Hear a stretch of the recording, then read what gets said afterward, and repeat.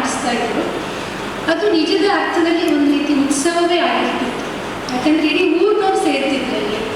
ಆಮೇಲೆ ಊರಿನವರಿಂದನೇ ಒಂದಿಷ್ಟು ಏನು ಖರ್ಚಿಗೆ ಬೇಕಾಗುವ ಇದನ್ನು ಕೂಡ ಸಂಗ್ರಹ ಮಾಡೋದು ಕಲಾ ಪೋಷಕರಿಂದ. ಮತ್ತು ಯಾರೋ ಒಂದು ಅಡಿಕೆ ಮರ ತಂದು ಸ್ಟೇಜ್ ಮಾಡ್ತಿದ್ರು ಅಥವಾ ಇನ್ಯಾರೋ ಬಾಳೆಹಣ್ಣು ತರ್ತಿದ್ರು. ಇದೆಲ್ಲ ನೋಡಿದ ನೆನಪು. ಹಾಗೆ ಊರಿಗೆ ಊರೇ ಸೇರ್ತಿತ್ತು. ಸಂಜೆ ಆಗುವಾಗ ಈ ಥರ ಇರಲಿಲ್ಲ. ಚೇರ್ಕಾಡಿ ಶಾಲೆಯ ಹೊರಾಂಗಣದಲ್ಲಿ ಅನೇಕ ಜನ ಊರಿನವರು ಸೇರಿ ನಾಟಕ ನೋಡ್ತಿದ್ರು ಮತ್ತು ಇಡೀ ವರ್ಷ ಇಡೀ ಆ ನಾಟಕದ ಬಗ್ಗೆ ಮಾತಾಡ್ತಾ ಇದ್ರು. ಇವತ್ತು ಅಂಥ ಉತ್ಸವಗಳ ಬಗ್ಗೆ ಸ್ವಲ್ಪ ಕಷ್ಟ. ಅದು ಈ ವರ್ಷದ ಸಾಹಿತ್ಯವನ್ನು ಬರೆಯುವಂಥ ಉದಯ ಪ್ರಕಾಶ್ನ ನಾಟಕವನ್ನು ಹಿಂದಿಯಲ್ಲೇ ನಾಟಕ ಮಾಡಲಿಲ್ಲ. ನನಗೆ ಆಶ್ಚರ್ಯ ಆಗುವ ತುಳುನಲ್ಲಿ ಅದನ್ನು ಗಾಂಧಿಯನ್ನ ಕಥೆಯನ್ನು ಮತ್ತು ಯಾವುದದು ತಿರ್ಚಾ ಅನ್ನೋ ಕಥೆಯನ್ನು ತುಳುವಿನಲ್ಲಿ ನಾಟಕಕ್ಕಾಗಿ ಪರಿವರ್ತಿಸ್ಕೊಂಡು ನಾಟಕ ಮಾಡಿ. ನನಗೆ ಉದಯ ಪ್ರಕಾಶ್ನ ನಾಟಕಗಳನ್ನ ಎಲ್ಲ ಕಥೆಗಳನ್ನ ಓದೋರೇ ಇಲ್ಲ ಕನ್ನಡದಲ್ಲಿ ಅದರ ಕನ್ನಡದ ಅನುವಾದದ ಕಥೆಗಳಿಲ್ಲ. ಆದಷ್ಟು ಅನುವಾದವನ್ನು ಹಿಡಿದು ತುಳುವಿನಲ್ಲಿ ರಂಗಭೂಮಿಗೆ ಅಳವಡಿಸ್ಕೊಂಡ್ರಲ್ಲ, ಇದು ರಂಗಭೂಮಿಯ ಸಾಧ್ಯತೆ ಮತ್ತು ಅದರ ಚೈತನ್ಯ ಅಂತ. ಹಾಗಾಗಿ ನನಗಿರೋ ನಂಬಿಕೆ ಅಂತಂದರೆ ಈ ರಂಗಭೂಮಿ ಉಳಿಯೋದೇ ಈ ರೀತಿಯ ಸಣ್ಣ ಸಣ್ಣ ಊರುಗಳಲ್ಲಿ, ಸಣ್ಣ ಸಣ್ಣ ಸಮುದಾಯಗಳಲ್ಲಿ. ಈ ಪ್ರೇಕ್ಷಕರನ್ನು ಕಟ್ಟೋದೇ ಈ ಸಣ್ಣ ಸಣ್ಣ ಊರುಗಳು ಮತ್ತು ಸಣ್ಣ ಸಣ್ಣ ಸಮುದಾಯಗಳು. ಮತ್ತು ರಂಗಭೂಮಿ ಯಾವತ್ತಿಗೂ ಉಳಿತಾ ಬಂದಿರೋದು ಈ ರೀತಿಯ ಸಣ್ಣ ಸಮುದಾಯಗಳಿಂದ. ಯಕ್ಷಗಾನದ ಭಾಷೆಯಲ್ಲಿ ಹೇಳೋದಾದರೆ ನಾನು ಸ್ಥಳವೊಂದಿದೆ. ನಮ್ಮಲ್ಲಿ ಬಂದು ಇಲ್ಲೇ ರಿಹರ್ಸಲ್ ಮಾಡಿ ನಾಟಕ ಅನ್ನೋದನ್ನು ನಮ್ಮ ಕಲಾ ಕೇಂದ್ರಕ್ಕೆ ಪರಿಚಯಿಸಿದವರು ಪೋಷಿಕಾ ಸಂಸ್ಥೆಯವರು. ಕಳೆದ 2-3 ಬಾರಿ ನಾಟಕ ಆಗುವಾಗಲೂ ಭಾಳಷ್ಟು ಜನ ಪ್ರೇಕ್ಷಕರು ಇದ್ದರು. ಬಹುಶಃ ಇವತ್ತು ನನಗೊಂದು ಸಂಶಯ ಏನಂದರೆ, ಇವತ್ತು ಸಂಜೆ 5ರಿಂದ 5:30 6 ಗಂಟೆಗೋ ಮಂತ್ರಿಗಳ ಸಭೆ ನಡೀತಾ ಉಂಟು ಬೆಂಗಳೂರಿನಲ್ಲಿ. ಎಲ್ಲಿ ಕರ್ಫ್ಯೂ ಬರ್ತದೇನೋ, ಎಲ್ಲಿ ಕರ್ಫ್ಯೂ ಅನೌನ್ಸ್ ಆಗ್ತದೇನೋ, ರಾತ್ರಿ ಮನೆಗೆ ಹೋಗ್ಲಿಕ್ಕೆ ಕಷ್ಟ ಆಗ್ಬೋದೇನೋ ಎಂಬ ಸಂಶಯದಿಂದ ಬರಲಿಲ್ಲವೇ ಏನೋ ಎಂಬ ಒಂದು ಸಮಾಧಾನವನ್ನು ಮಾಡಿಕೊಂಡು ಬಂದವರಾದರೂ ಚೆನ್ನಾಗಿ ಈ ನಾಟಕವನ್ನು ನೋಡಲಿ, ಈ ನಾಟಕ ಯಶಸ್ವಿಯಾಗಲಿ. ಹಾಗೆ ಈ ನಾಟಕೋತ್ಸವಕ್ಕೂ ಕೂಡ ಶುಭವನ್ನು ಹಾರೈಸುತ್ತಾ ನನ್ನ ಮಾತನ್ನು ಮುಗಿಸ್ತೇನೆ. ನಮಸ್ಕಾರ.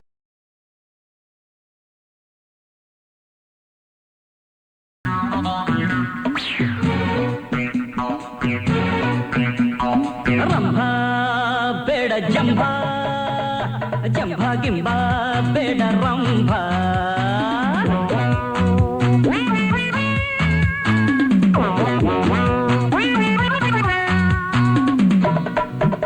ಮೂರು ಕಾಸಿನ ಕುದುರೆ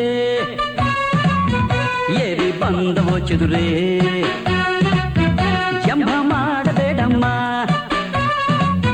ಭೂಮಿ ಮೇಲೆ ನಡೆಯಮ್ಮ. ಆ ಸೂರ್ಯ ಹುಟ್ಟೋದು ಕೋಳಿ ಕೂಗಿನಿಂದಲ್ಲ, ಲೋಕ ದೀಪ ಹಚ್ಚೋದು ಅಜ್ಜಿ ಬೆಂಕಿಯಿಂದಲ್ಲ. ಇದು ಯಾಕೋ ರಂಭಗೆ ಇನ್ನೂ ಗೊತ್ತೇ ಆಗಿಲ್ಲ.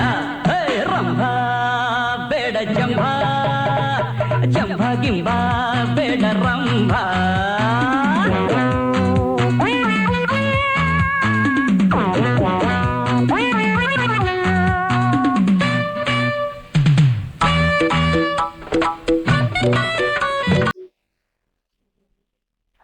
ಬೆಳಿಗ್ಗೆಯಿಂದ ಪಾಠ ಓದ್ಬಿಟ್ಟು ಶುರು ಮಾಡಿದ್ಯಲ್ಲ, ಪಾಠ ಮುಂದೆ ಇಲ್ಲಪ್ಪ ಅದಂತ ನಿಂಗೆ ಏನು ಸಿಕ್ಕುದಿಲ್ಲ.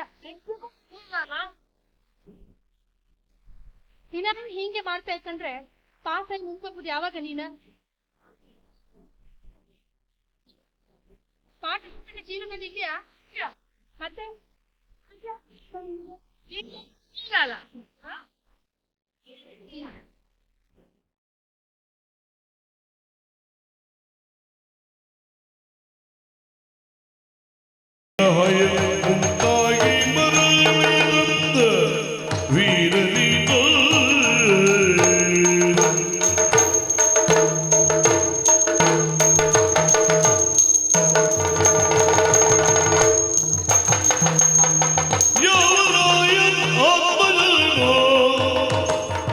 Yeah.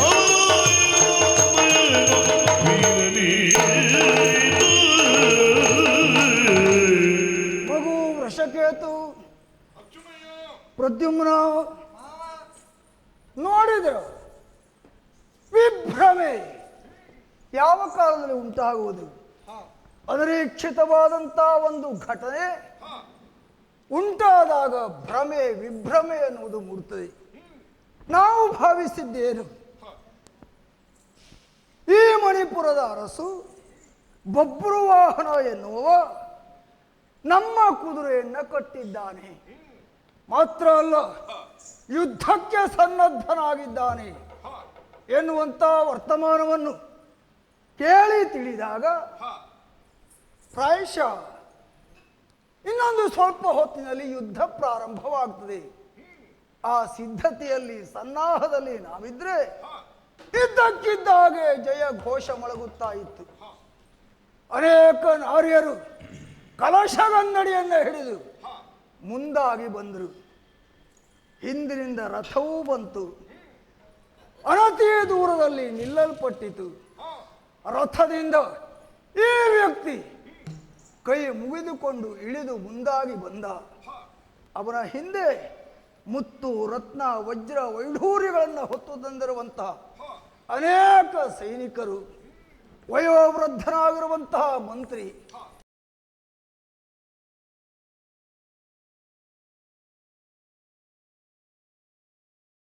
ಅವನಿಗೆ ಮಕ್ಕಳೇ ಬೇಡ ಅಂತೆ, ಅದಕ್ಕೆ ಅವನ ಬಿಟ್ಟು ಬಂದೆ.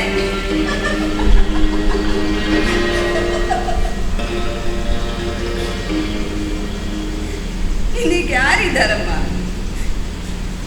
ನನಗ ಮಗ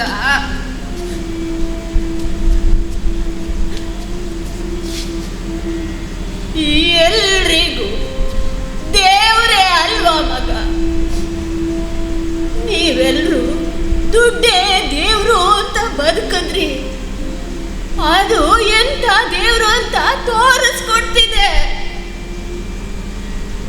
ಹೌದಮ್ಮ, ನಾನು ಯೋಚನೆ ಮಾಡಿದೆ, ಮಾಡಿ TV, mobile, laptop, tab, Facebook, WhatsApp, Instagram, messenger ಎಲ್ಲ ಬಿಟ್ಟು ಬಂದೆ. ನನ್ನ ಹತ್ರ ಈಗ ಬೇಕಾದಷ್ಟು ದುಡ್ಡಿದೆ ಅಮ್ಮ. ದುಡ್ಡಿದೆ ಅಂದೆ ಮಗ, ದುಡ್ಡನ್ನ ತಿನ್ನಕ್ಕಾಗತ್ತ? ದುಡ್ಡಿನ ಜೊತೆ ಮಲಗಕ್ಕಾಗತ್ತ? ಮಕ್ಕಳು ಮರಿ ಸಂಸಾರ ಬೇರೆನೆ ಅಲ್ವಾ ಮಗ?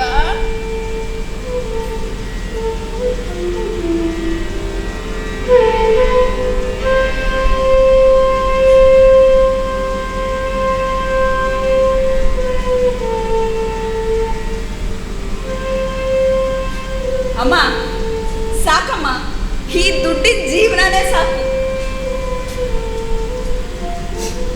ನನ್ನ ಹತ್ರ ಇರೋ ದುಡ್ಡಲ್ಲಿ ಇದೇ ಹಳ್ಳಿಲಿ ಬೇಕಾದಷ್ಟು ಜಾಗ ತಗೊಳ್ಳೋಣಮ್ಮ, ಕೈ ನೀರಿನ ತೋಟ ಮಾಡೋಣ, ಕಾಡು ಬೆಳೆಸೋಣ,